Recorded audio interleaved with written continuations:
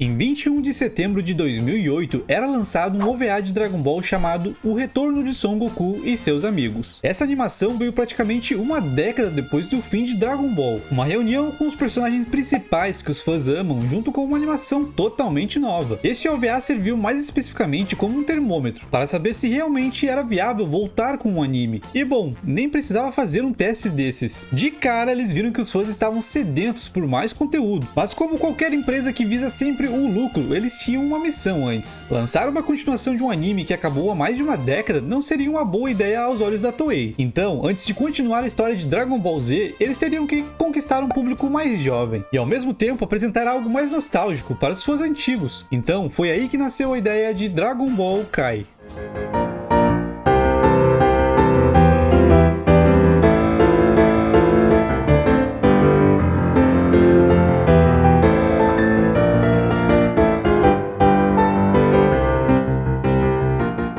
Já vou começar dizendo que se você viu a versão de Dragon Ball Kai com o Sr. Popo Azul, bom, você com certeza viu a versão errada. Que coisa horrorosa!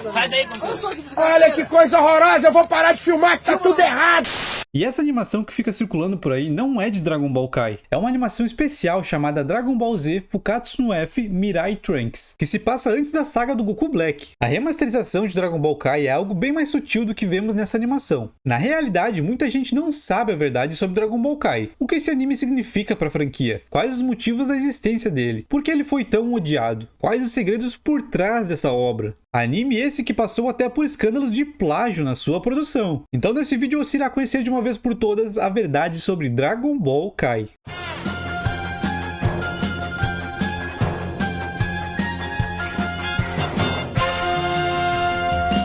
O sucesso do OVA de 2008 mostrou que havia sim muito interesse do público em Dragon Ball. Já havia passado muito tempo desde o final do GT, onde teria acontecido a fadiga da franquia, que eu expliquei anteriormente no vídeo A Verdade sobre Dragon Ball GT. Em uma entrevista com o mentor e editor de Toriyama, chamado Kazuhiko Torishima, ele revelou que no final dos anos 2000, a Bandai do Japão estava tendo problemas para vender produtos relacionados a Dragon Ball. Afinal, Dragon Ball estava parado há algum tempo já. E por causa disso, Toriyama, Fuji TV e a Toei receberam uma abordagem para tentar produzir uma nova série de Dragon Ball. Já nessa época, a ideia já era captar novos fãs para a franquia. E logicamente, todos os envolvidos como Fuji TV, Shueisha e Toei querem a mesma coisa. O carinho dos fãs? Não, é dinheiro mesmo. E talvez esse seja o maior inimigo da obra durante grande parte do tempo. Mas diferente de Dragon Ball GT, dessa vez eles queriam um envolvimento maior do Toriyama. Mas quando esse projeto chegou até ele não estava interessado na época. Isso quer dizer que o que viria a se tornar Dragon Ball Super em 2015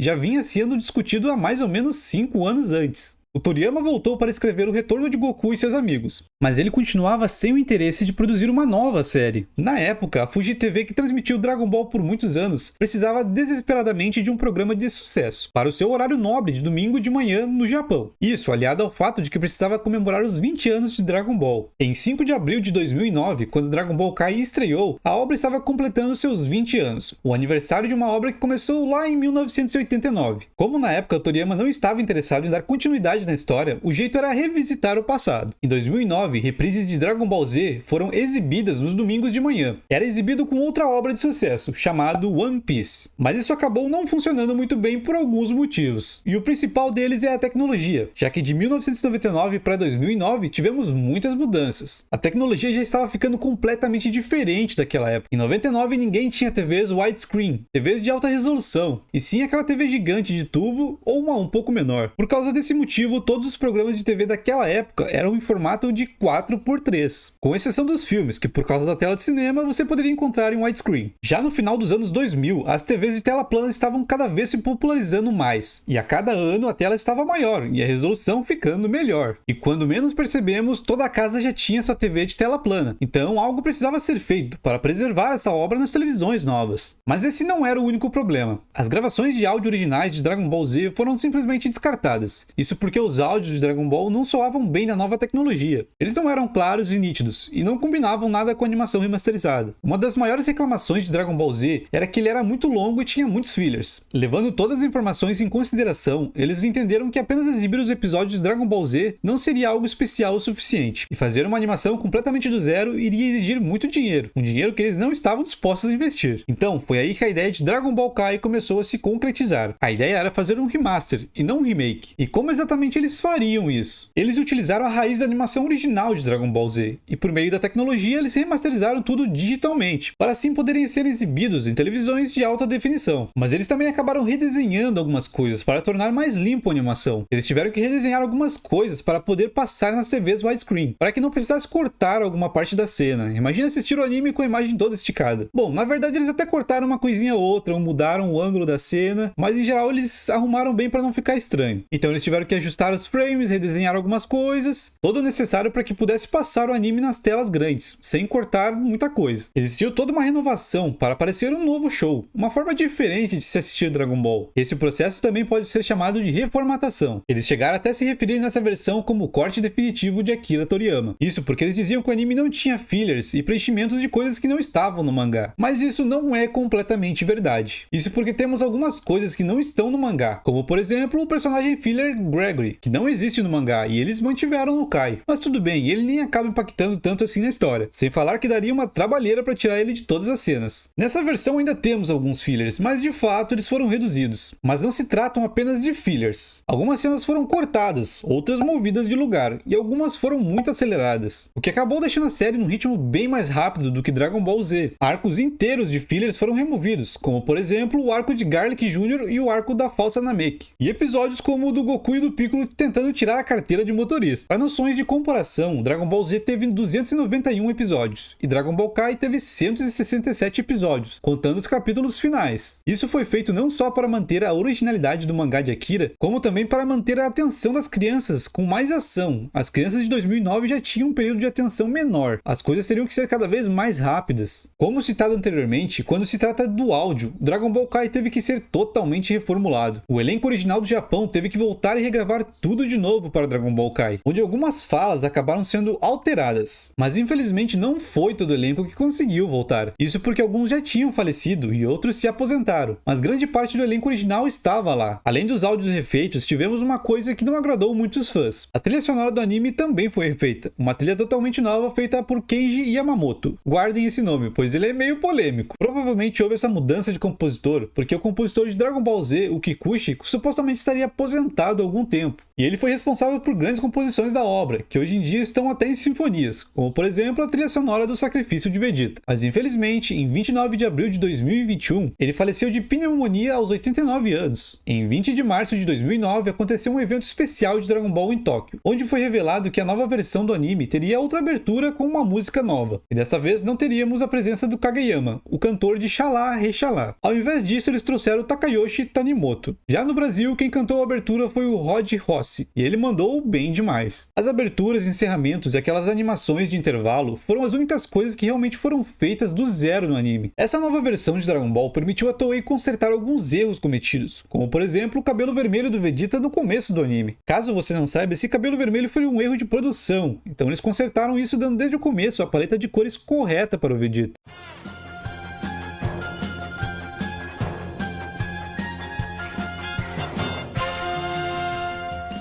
Uma das coisas que as pessoas mais escutam sobre Dragon Ball Kai é que ele é uma versão de Dragon Ball Z com menos violência, cheio de censuras e com coisas estranhas, como o Sr. Popo Azul. Algumas coisas são verdades, outras nem tanto. E como eu disse lá no começo, se você viu a versão do Sr. Popo Azul, você provavelmente viu a versão errada. Essas versões estranhas foram feitas exclusivamente para Tonzai, do canal da CW. Por algum motivo muito esquisito, a CW estava com medo do Sr. Popo ser negro. O Japão de 2009 e o de 1989 são dois mundos completamente diferentes. A versão de 2009 trouxe visivelmente mais censura para o anime. Em Dragon Ball Z temos diversos momentos sangrentos, alguns até melhores do que no mangá. As censuras aconteceram por alguns motivos. Em primeiro primeiro lugar, os padrões de transmissão do Japão mudaram desde 1989, e isso não afetou somente Dragon Ball. Na cena que o Piccolo mata o Raditz e o Goku, em Dragon Ball Z é muito mais sangrenta, já em Dragon Ball Kai fica só aquela mancha na barriga. Na época, Dragon Ball Z passava às 7 horas da noite, durante as quartas-feiras, era o horário nobre da Fuji TV. Já Dragon Ball Kai passava às 9 horas da manhã, antes de One Piece. Então, essa questão dos horários de exibição foram sim levados em consideração na produção. Exibir cenas pesadas às 9 da manhã para crianças seria complicado. E sobre a versão que veio para o Brasil? Bom, precisamos esclarecer uma coisa. A versão do anime que foi transmitida no Japão se chama Dragon Ball Kai. Já a versão internacional é chamada de Dragon Ball Z Kai. E como o brasileiro é um povo de sorte, a versão que a Toei resolveu trabalhar no Brasil era a versão censurada dos Estados Unidos. Nos Estados Unidos, Dragon Ball Kai é distribuído pela Funimation. E quem transmitiu o anime na época foi o canal Nicktoons. E a pedido do próprio canal, a Funimation teve que adaptar o anime para o público-alvo, ou seja, as crianças. Praticamente todo o sangue foi removido, e quando tinha aparecia mais molho de cachorro-quente. Cenas violentas de luta foram retiradas ou substituídas por efeitos de imagem, entre outras diversas censuras. Essa censura que veio para o Brasil só não é pior que a da CW dos Estados Unidos, que passava na 4Kids. Mesmo assim, os americanos tiveram um pouco mais de sorte, isso porque eles ainda tiveram uma versão sem censura do anime em Blu-ray. Já a gente ficou com a versão do Nicktoons mesmo.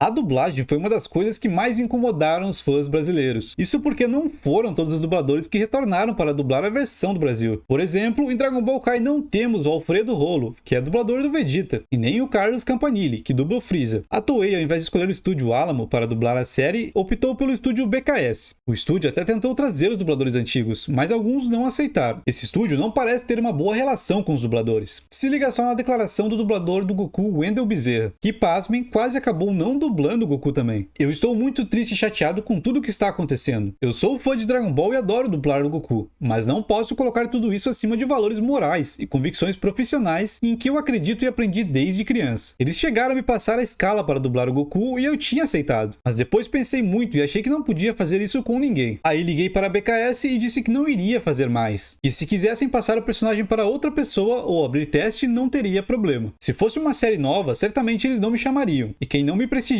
eu não sinto vontade de prestigiar. Eu gostaria muito de voltar a fazer o Goku, mas em qualquer outro estúdio. O estúdio BKS já acumulava muitos problemas com diversos dubladores, então não se tratava de boicote. Mas um tempo depois, o Wendel Bezerra chegou a um consenso com o estúdio e resolveu aceitar a proposta. Eu até a princípio não iria, mas putz, eu adoro o personagem e adoro a série. Por conta do Twitter, muita gente me pedia numa boa, outros me xingavam. Eu demorei para pensar mesmo. Foi difícil, não foi fácil. Consegui, conversando com eles, expor o que não me agradava, o porquê de eu não querer ir lá. E entramos em um acordo. Eles tentaram e estão tentando fazer eu me sentir o mais confortável possível para fazer o trabalho, e está rolando. Por causa dessas situações, vozes que eram consideradas insubstituíveis foram substituídas. Além das de Vegeta e Freeza, também foram outros dubladores, as vozes de Piccolo e Trunks. Quem acabou dublando Vegeta foi o Dado Monteiro, Freeza foi o Hamilton Ricardo, o Piccolo foi o Wagner Santos, e o Trunks foi o Ricardo Salles. Já pensou se o Wendel acaba não dublando o Goku? Se isso acontecesse, Dragon Ball Kai seria mais odiado ainda. Mas o problema não ficou só por causa da troca das vozes, mas também pela troca de frases icônicas, como essa, por exemplo.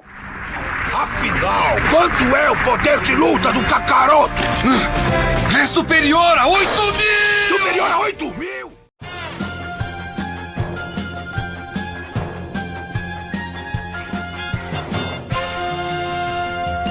Como citado antes, Kenji Yamamoto foi o responsável pela trilha sonora de Dragon Ball Kai. Ele já trabalhava em Dragon Ball há muito tempo, não só na série como em alguns games. Só que ele cometeu o grande erro de pegar músicas existentes e fazer pequenas alterações, e ele lançava como se fossem de sua autoria, ou seja, plágio. Alguns fãs já sabiam que o Yamamoto fazia isso. Porém, em 9 de março de 2011, as coisas se complicariam um pouco mais. Data essa que a Toei publicou uma nota oficial em sua página, que viria a chocar as pessoas. Nessa declaração, a Toei dizia descobrir diversas músicas que infringiam os direitos de terceiros. Falando de forma mais clara, eles descobriram que ele vinha fazendo plágios há algum tempo, não só em Dragon Ball Kai, como em alguns jogos que ele já fez parte do projeto. E após descobrirem isso, tanto as músicas dos jogos quanto dos episódios finais da saga Cell que estavam sendo lançadas, tiveram que serem refeitas, colocando as músicas antigas de Kikuchi, de Dragon Ball Z. E esse era o fim de Yamamoto na Fuji TV, ou em qualquer outro projeto relacionado a Dragon Ball. A partir daí, ele já não fazia mais parte do quadro de funcionários centenários da Toei. Infelizmente eu não posso mostrar as músicas aqui, por causa de direitos autorais, mas se você tiver muita curiosidade você encontra facilmente no YouTube. Mas normalmente ele tirava músicas de grandes filmes, como Avatar, por exemplo, além de músicas dos anos 70 e 80. Então, entre os episódios 96 e 97 da saga Cell, a trilha sonora já tinha mudado, colocando as músicas antigas de Dragon Ball Z. Mas mesmo parecendo uma coisa boa, houveram muitas críticas, pois a trilha sonora de Kikuchi ficou meio deslocada no anime. Isso porque os cortes da cena do Kai eram diferentes de Dragon Ball Z, e acabou não se encaixando e nem combinando muito com a versão de Dragon Ball Kai. Então, a partir daí, todas as reprises de Dragon Ball Kai estavam sendo transmitidas com a trilha substituta. Nesse caso, a única maneira de você ver o Dragon Ball Kai com a trilha do Yamamoto é se você tiver os Blu-rays mais antigos, já que antes de dar toda essa confusão já haviam CDs sendo vendidos, se tornando talvez até um item raro. Não se sabe muito sobre os bastidores, mas o que se especula é que a Toei simplesmente estava morrendo de medo de ser processada pelos produtores de Hollywood e por outros músicos. Então eles optaram por tomar medidas drásticas, afastando o Yamamoto e substituindo as trilhas de forma imediata.